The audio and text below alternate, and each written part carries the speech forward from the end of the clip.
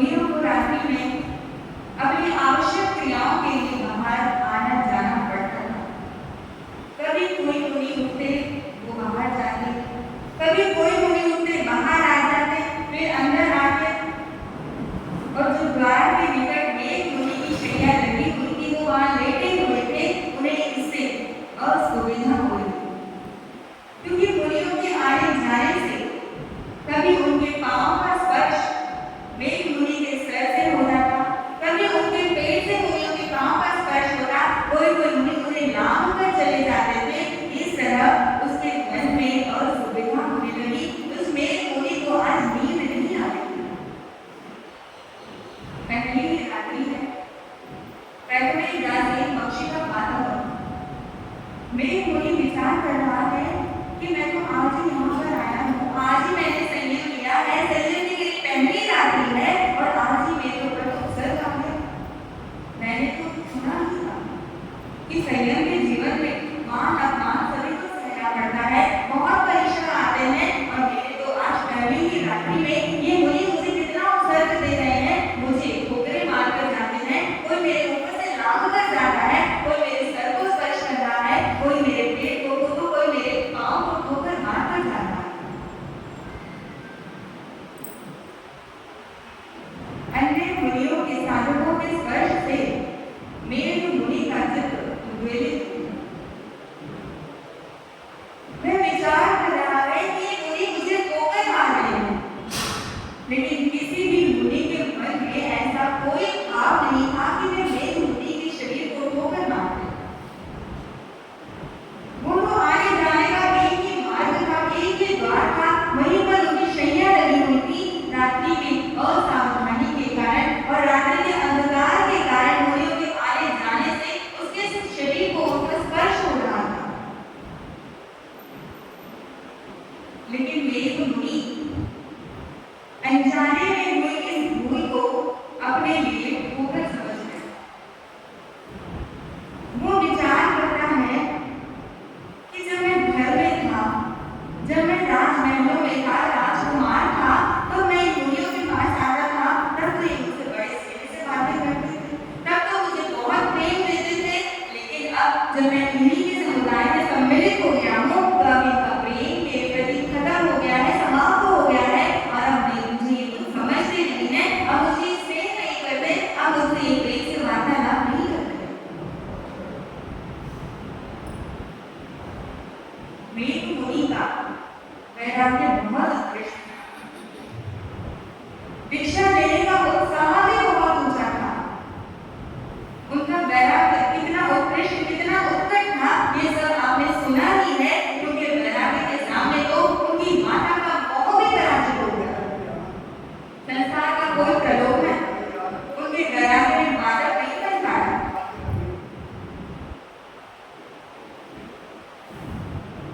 वैराग्य तो ऊंचा था, दीक्षा भी उन्होंने पूर्ण लगन से ग्रहण की थी, लेकिन जो मेरे मुनि का मन था वो अभी थोड़ा कच्चा था, वो पूर्णतः परिपक्व नहीं हुआ था।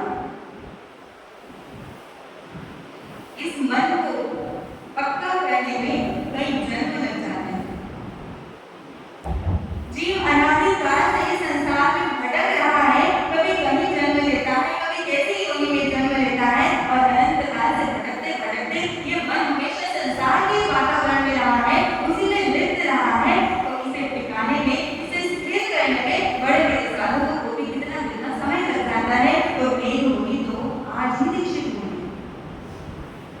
कोई मिट्टी का बर्तन हो तो उसे भी अग्नि में पकने में कुछ तो समय लगता ही है, तो यह तो मनुष्य का मन है, इसे भी पक्का करने में थोड़ा समय लगेगा, थोड़ी साधना करनी पड़ेगी, तब कहीं जाकर यह परिपक्वता को प्राप्त करेगा।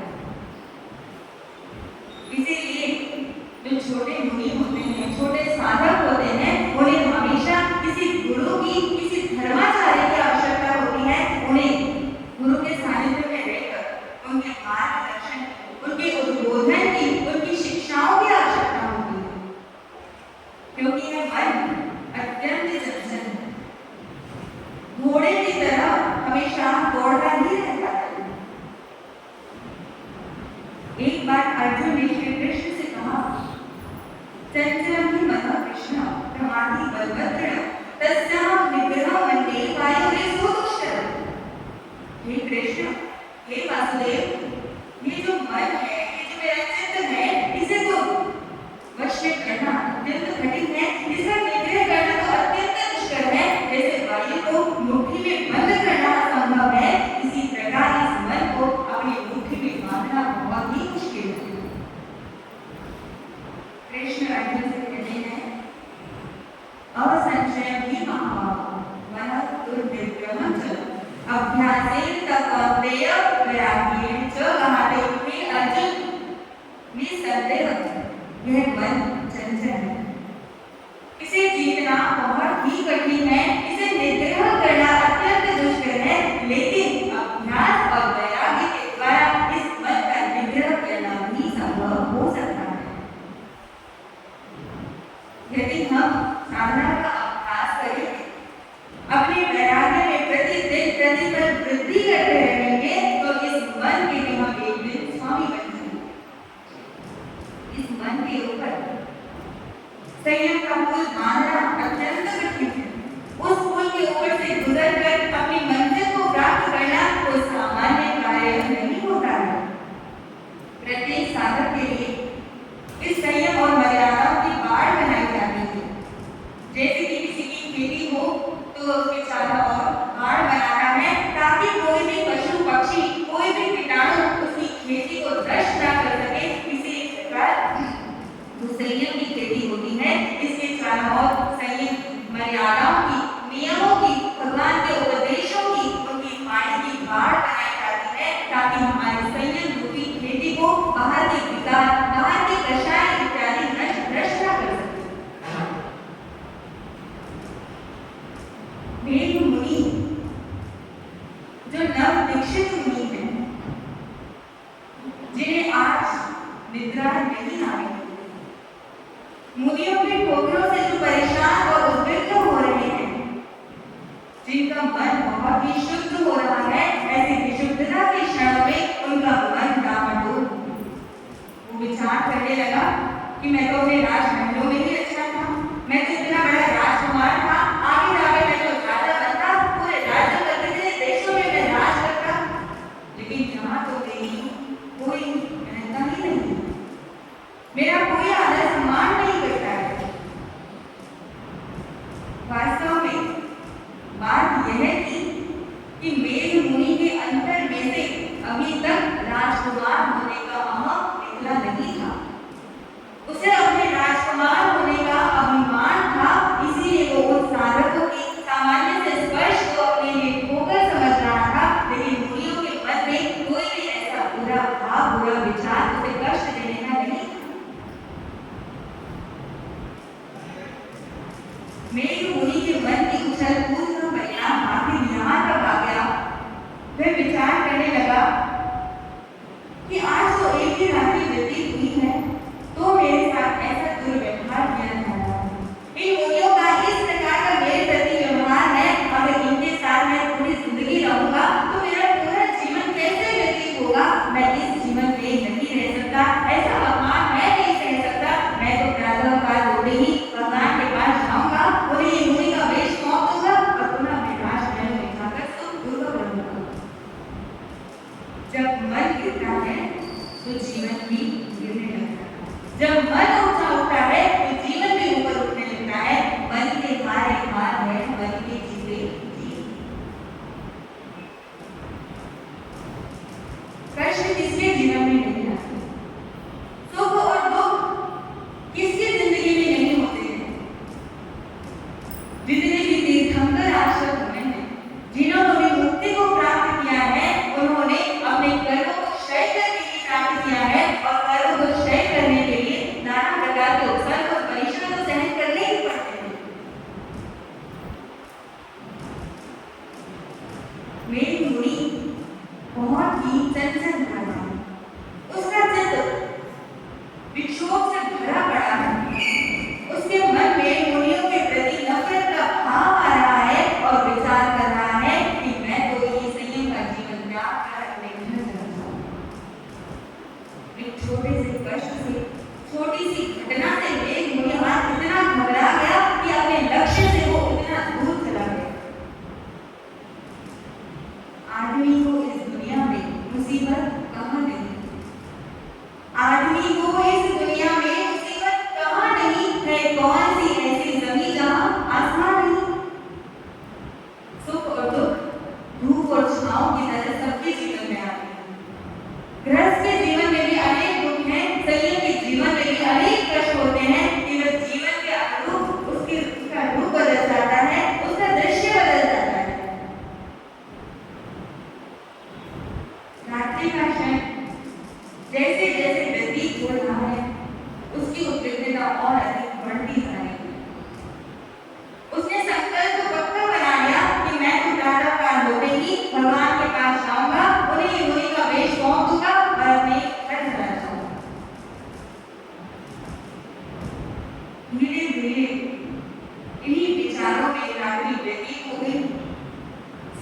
पहली किरण जैसे ही धरती पर आई, वह मेघ हुई। शीघ्रतापूर्वक अपने उपाश्य से निकलने के लिए तत्पर हुआ। अन्य मुनियों ने जब उसे अन्य मनस्क हुआ देखा, जब उसका इस प्रकार का व्यवहार देखा तो उन्हें कुछ भी समझ नहीं आया और उसका तमतमाता हुआ चेहरा देखकर किसी की कुछ पूछने की हिम्मत भी नहीं हुई। इस प्रकार आठ धाम में डूबा हुआ व्यक्ति सीधा भगवान जहाँ विराजमान थे वहां पहुंच गए। उनकी प्रदक्षिणा करने लगा, उनके चरणों में नमस्कार करने लगा। मेघ मुनि भले ही खुद चंचल हुआ हो, लेकिन भगवान के धर्म के प्रति उसकी श्रद्धा विचलित नहीं हुई थी। भगवान के प्रति जो श्रद्धा थी, प्रभु के प्रति जो भक्ति थी, वो उसकी समाप्त नहीं हुई थी। वो अपने कष्ट के कारण घबराया था, लेकिन प्रभु पर उसकी पूर्ण दया, श्रद्धा और भक्ति थी। जैसे वो भगवान के समक्ष जाकर खड़ा हुआ, प्रभु कहने लगे, मेघ, रात भर तू सोया नहीं, रात्रि में तुझे नींद नहीं आई एक पल के लिए भी, मुनियों के आने जाने से तुझे असुविधा रही, उन मुनियों के स्पर्श से तेरे मन को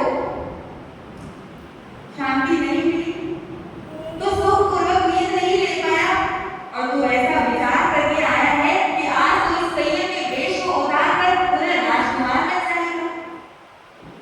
प्रभु आपको सर्वज्ञ हैं, भूत और भविष्य को जानने वाले हैं, केवल ज्ञान के आधारण हैं, तो आपसे क्या छिपा हुआ है? आप तो केवली प्रभु हैं। प्रभु जो आप कह रहे हैं, जो आप करवा रहे हैं, यह सत्य है, यथार्थ है।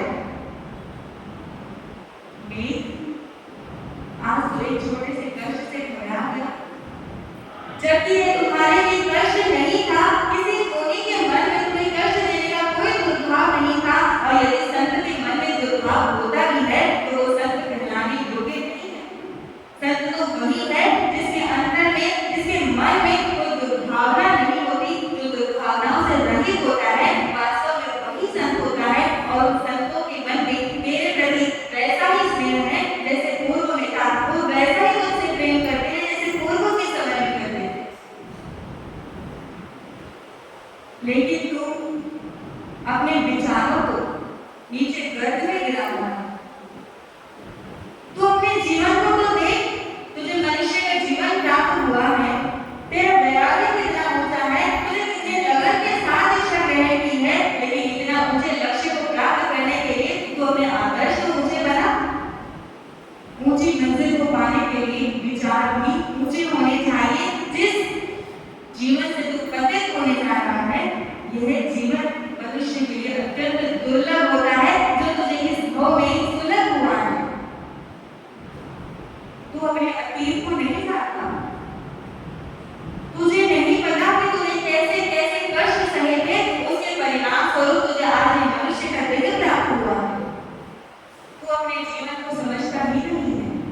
मैं तुझे इस जीवन की बात नहीं कह रहा, तेरे पूर्व भवों की बात बता रहा हूँ। तुझे अपने शौर्य और वीरता से अतीत के बारे में कुछ नहीं पता है। अगर तू जानेगा तो तू निश्चित ही अपने विचारों का पश्चाताप करने लगेगा। यह तो जीवन है, इस जीवन में हर तरह की परिस्थिति बनती रहती है, लेकिन यदि तुझे निर्विघ्न रूप से चलना है, अपने मार्ग पर आगे बढ़ते रहना है, तो इन छोटी छोटी बाधाओं से तुम्हें निकलना होगा। अगर कोई मनुष्य रथ पर बैठकर कहीं जा रहा, अपना कोई लक्ष्य चुनकर वो चला हो और मार्ग में उसे कोई अपशब्द कहे अथवा उसे कोई धक्का दे दे, कोई ठोकर मार दे, तो क्या वह रथ से नीचे उतर कर चल पड़ेगा? ऐसा करना उसकी मूर्खता होगी। और इस प्रकार अगर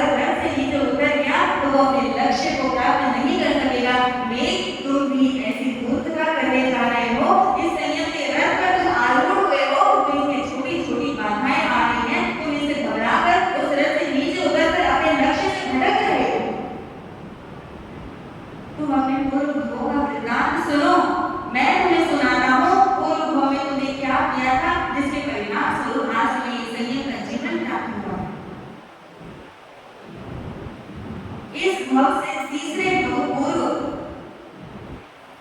दुख एक हाथी के जीवन में थे। एक हाथी का शरीर तुम्हें प्राप्त हुआ था, समुद्र के पेट जैसा, दूध जैसा, कपास के ढेर जैसा श्वेत वर्णित विशालकाय हाथी था। वैकाढ़्य पर्वत की तलहटी में तेरा वास था, वहां पर तू स्वच्छंद रूप से विचरण करता था। उस भव में तेरा नाम था सुमेरु ब्रह्म। हजार हाथियों का तू स्वामी था, युगपति था। तू हमेशा जंगलों में, वनों में विचरण करता था, कभी तालाबों में जाकर क्रीड़ा करता था, और इस प्रकार स्वच्छंद पूर्वक विचरण करते हुए, विहार करते हुए तो बहुत सुख और आनंद पूर्वक अपना जीवन व्यतीत करता था। तेरी वृत्ति बहुत ही कामुक वृत्ति थी, हमेशा हथेलियों के तू झुंड में रहता था। धीरे धीरे तेरे जीवन में अभिमान आ गया, तेरे अंदर मद आ गया। और हाथियों में तो पहले ही इतना मद होता है, लेकिन जब तेरे हाथ में अहंकार आया, सत्ता आई, तो तेरा मद और भी अधिक बढ़ गया। तेरा कोई महावत नहीं था, तेरे ऊपर किसी का अंकुश नहीं था, तेरे ऊपर किसी का अनुशासन नहीं था। तू स्वच्छंद हो गया, जिसको तू चाहता था अपने युग में रखता था, जिसको नहीं चाहता था उसे अपने युग से बाहर कर देता था।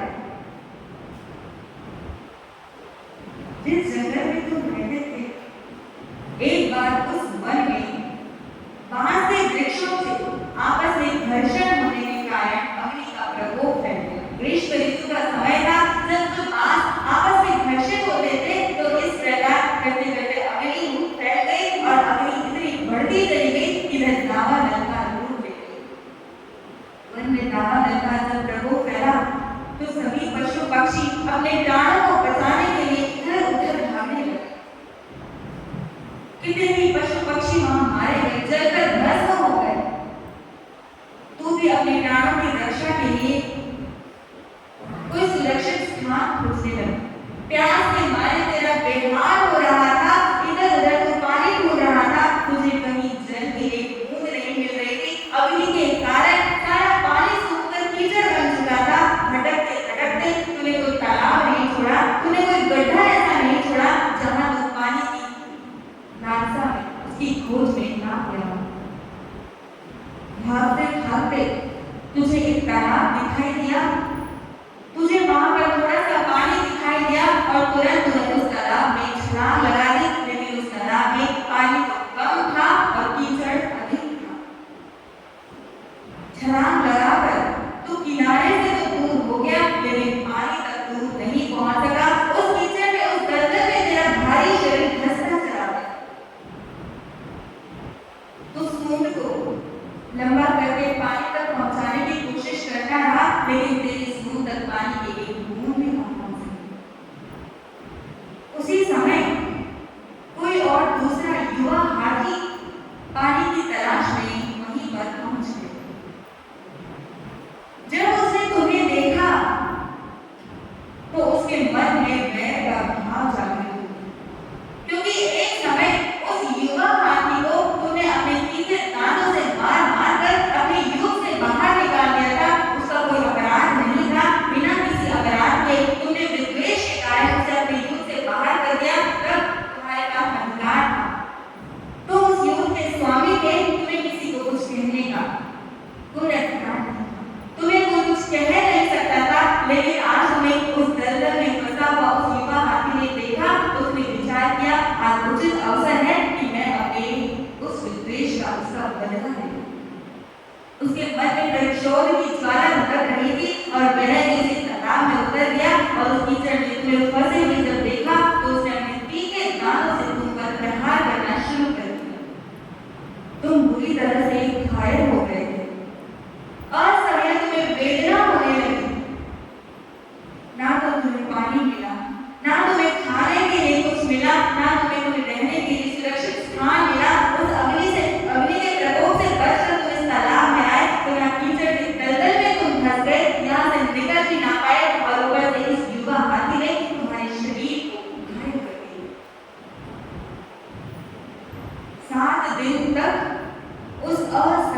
वेदना को तुम सहते रहे, उस वेदना को सहते सहते तुम एक दिन प्राणों से विलीन हो गए।